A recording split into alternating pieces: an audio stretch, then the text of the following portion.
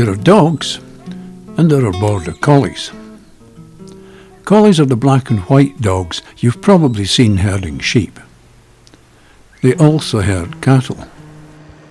In fact, they'll herd almost anything.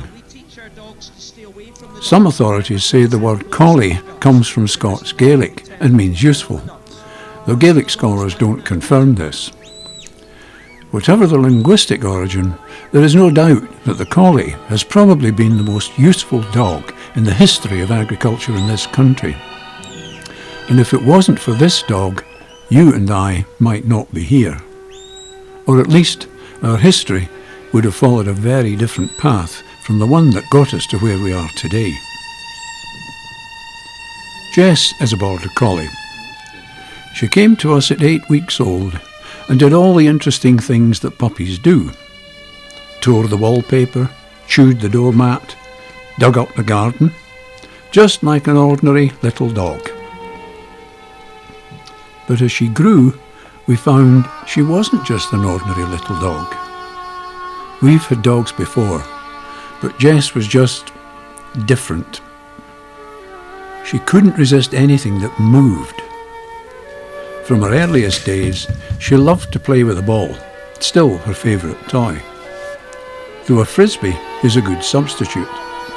Of course, many dogs will chase these toys.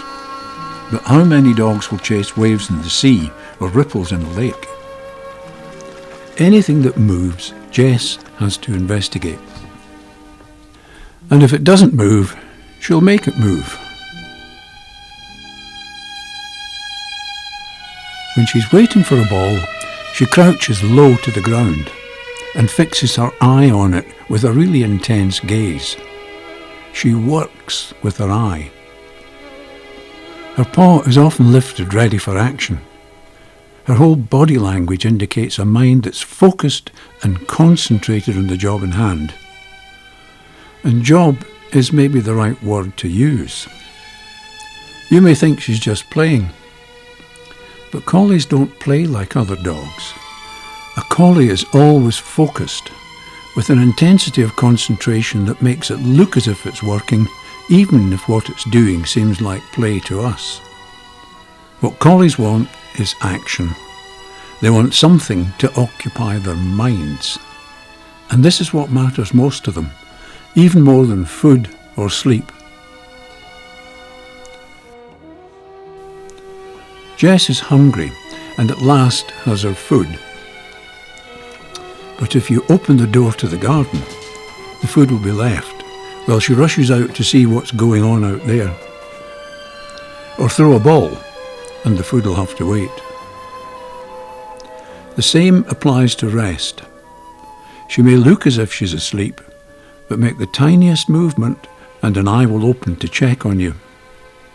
Rise from your chair, and she'll be on her feet and ahead of you before you can blink. Collies always have to be doing something. They want to work. Something in the collie's genes make it just want to go on working every moment of its waking day. This desire to work, its power of concentrated attention, the way it uses its eye, and its understanding of how objects and animals move, these are what made this dog so useful to our ancestors. From the earliest times, people depended on cattle and sheep for their living. Animals were seldom killed for their meat. They were too valuable. They gave you milk, butter and cheese for your food, wool and leather for your clothes. Without these basic items, you starved or froze. Without your animals, you literally just died. So looking after your animals and working with them was essential to your survival. But working with them was not without its problems. They could run away from you. They could be attacked by predators or stolen, or they could attack you. Cattle may be docile animals, but they are big, and when they rush to get at their food, it's not wise to be in the way. especially of their horns, and some have very big horns. A dog that protected you from your animals was not just useful, it could save you from injury or even death. After a few weeks, she started working with the cattle, and we had a lot of bull beef on at the time, and she would protect me from the bulls while I was rolling the straw out, and just for that alone she'd found a place and was earning her keep.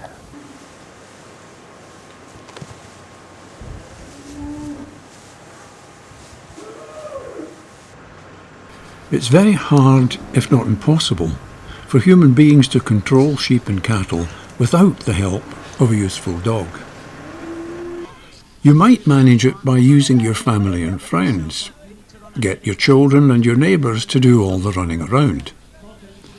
But it's hard enough for humans to herd a few docile ducks. Herding sheep and cattle is a totally different proposition. Those who know their animals reckon it would take at least 20 trained athletes to gather up even a small flock of sheep. Not just 20 people. They would have to be athletes to have the speed and stamina for the job. In a flat field with an enclosing fence to constrain the animals, they might just manage it.